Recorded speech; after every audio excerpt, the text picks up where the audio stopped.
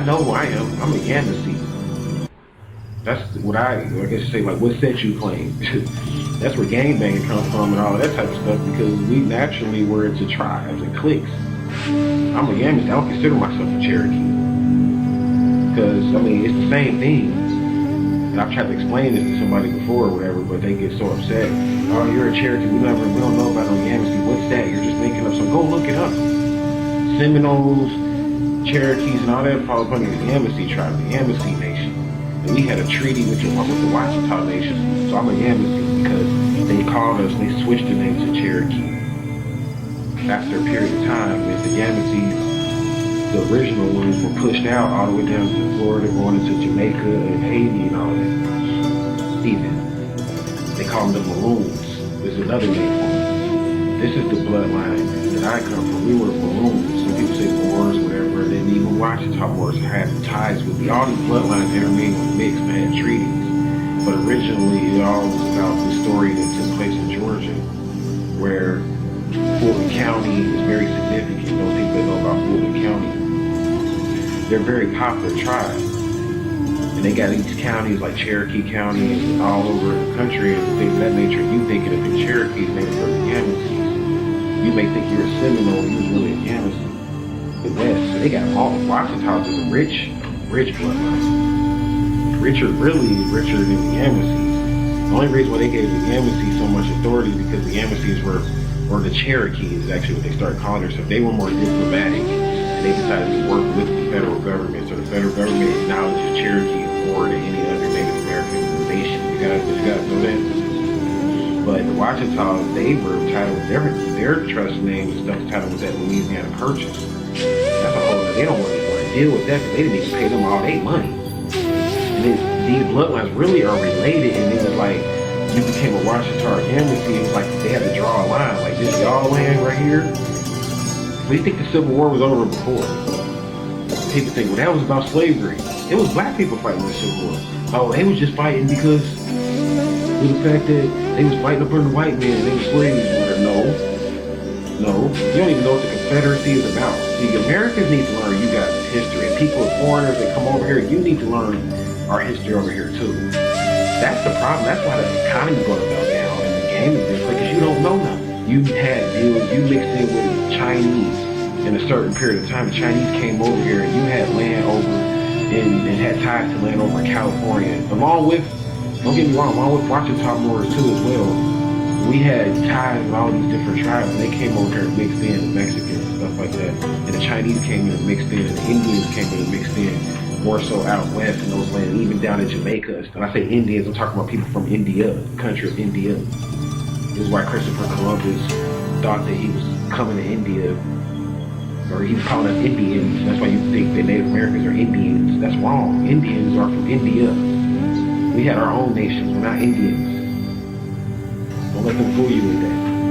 They rechanged, and he named it the West Indies over here in Jamaica and all that. Not only can you use a whole wealth of different information, you must use a whole wealth of different information. It is death to pick one path.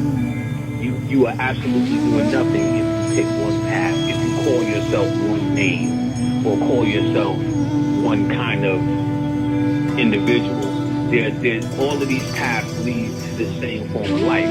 So it's easy for me to accept when you say that the Moors of old did this, because anybody dealing with higher information would come to this almost natural understanding. Anybody who has an ego and is trying to prove a point is going to run that same point, that theology, that idea to the ground.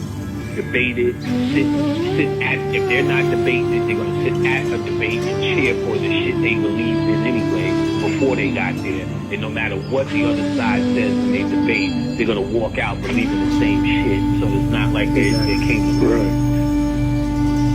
We are the ones in which that all of these tribes came forth from, who they call the Cherokee, the Chickasaw, the Chickasaw, the Tuscarora, which is actually Cherokee. You know what I'm saying? That all these tribes came forth from the Washita. And it's documented how the Washita are recognized in the UN as the oldest indigenous people on earth. they recognize you like that in the UN. You know what I'm saying? What information did the emperors bring to them in order to verify that they actually have on their roster Washita Dita Demanya, the oldest indigenous people on Earth? That takes you right back to what Honorable Elijah Muhammad said. You know what I'm saying? That the original man is the Asiatic black man, the maker, the owner, the cream of planet Earth, father, civilization, God of the universe. So that takes you right back to that first particular, you know what I'm saying, stance. You know, so that takes us back to that we are the oldest here. This has been verified through archaeology, through paleontology, through history. It's just been explained and exposed, you know what I'm saying, through all of these so-called scientists that we are the oldest people here.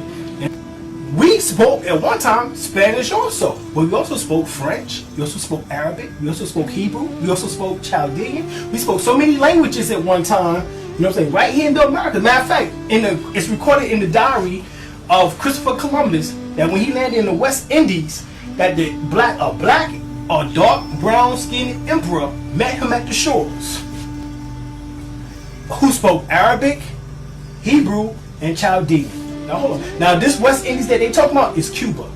On top of the hill, they seen a mosque. So a black emperor, where they landed at with a mosque, came and met them at the shores when they landed in the West Indies, who spoke Arabic. Now hold up, Arabic is supposed to be an Eastern language. Because the Moors was already here, had civilization set up.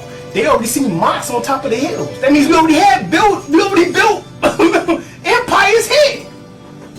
That's why it took Christopher Columbus from March, after the Moors left in 1492, to go and raid the libraries of Spain and Cordova, you know what I'm saying, and Granada, you know what I'm saying, to raid those libraries and get the information on which that was left there by the Moors to come and follow them by October in order to see where we went.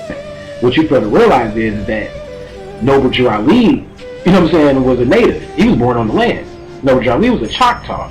So a lot of things that Noble Drew Ali taught, you may not know anything of it because of the fact that a lot of his teachings were changed.